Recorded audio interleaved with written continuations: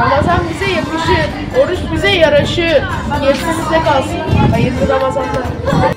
İftara kadar sabır, sahura kadar şükür. Hayırlı Ramazanlar. Kim demiş oruç halsizlik verir diye? Bilim enerjimiz sahurdan gelir. Hayırlı Ramazanlar. Diz çöktüğümüzü görmek isteyenler teraviye gelsin. Hayırlı Ramazanlar.